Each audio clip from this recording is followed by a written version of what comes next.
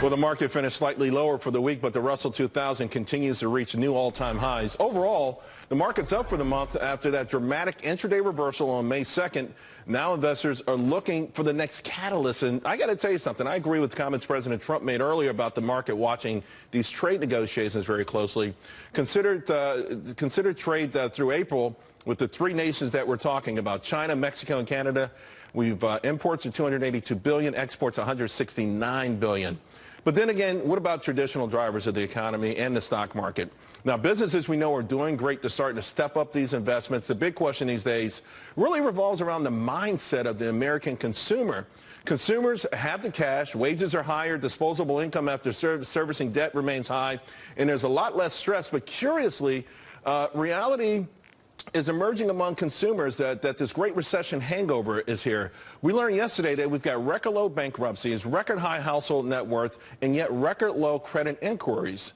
Then there's the competitive nature of retail in general, right? Particularly brick and mortar, which has been hit or miss. Earlier in the week, Macy's stock soared. Today, Nordstrom's was hammered.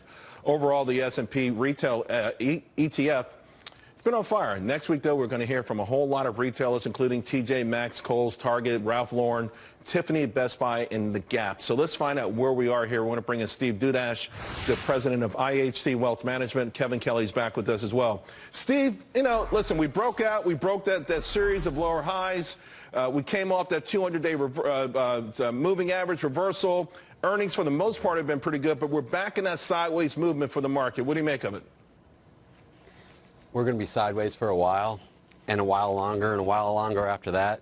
I mean, the market returns that we saw last year were because we were expecting global growth and because we were expecting that tax bill. There's not another tax bill coming this year. But let's not get hung up on and try to relate this back to 2007 either. 2007, people were buying 5 houses on no credit, no income. That's not what's going on right now. We should be happy that our economy is doing well, that wages are starting to go up a little bit, that inflation is low, even though a month from now we're probably going to see that go up a little as well. But, I mean, earnings are good. The economy's good. Let's be happy with this. But you can't that does not necessarily mean that the market's going to turn around and go up 20% again this year. We're catching up to where the earnings are. We're in a good spot. A revision to the mean kind of thing. Exactly. Right. We need that. So here's the thing, though. It's interesting because consumers, right, they're not paying up for toilet paper and they're not paying extra for soup. Look at Campbell's. It got crushed on its earnings miss. Matter of fact, it actually missed 3 of the last quarters. It actually beat on this one, but the guidance was dismal. So we're not paying up consumers, for basic consumer staples. They are buying, paying up for houses and things like that. If the consumer is 2/3 of the economy, where does that take us from here? Yeah, the consumer is actually doing exceptionally well, including small businesses. But Campbell's Soup is just, it's a staple, right? You mentioned the XRT, which is retail. If you look at the XRP, which is the staples, that's been down. And because people are focused on experiences, they're going to experiential retail. They don't care about Campbell's Soup. They want nice, healthy, organic. If you look at what's happening, it's about bricks and clicks. It's not bricks and mortar. What do you make then, Kevin, of this credit inquiries going down into the lowest amount in the 6-month period of inquiries ever since they started recording this? Are people afraid to get extended? Because it feels like they're taking part of that tax cut now and paying off debt. Yeah, and that's just being a very conscientious consumer, right? I mean, they don't need to tap credit to fuel their purchases because they're getting it back through rising wages, a healthier economy, return on their investment. So why would they tap their credit card, which it could cost them 25% APR, when they're seeing their paychecks go up as well as their investments? Right. So they don't need to tap their credit facilities. So let's talk about the afterburners, right? Because I talked about this move off the 200-day moving average, Steve. Even if we go sideways for some time, at some point we've got to break. Will it be to the upside? And if it is, what's going to be the catalyst? Well, it's not going to be buying retail stocks. Brick and mortar, that's dead. And the Campbell, like you guys were just talking about, people don't buy. Well, what about consumer names like Amazon, Netflix? Well, but that's different. Yeah. That's not brick and mortar. I know, Amazon's but it is great. a reflection of our consumers, though, right? It's part of consumer discretionary.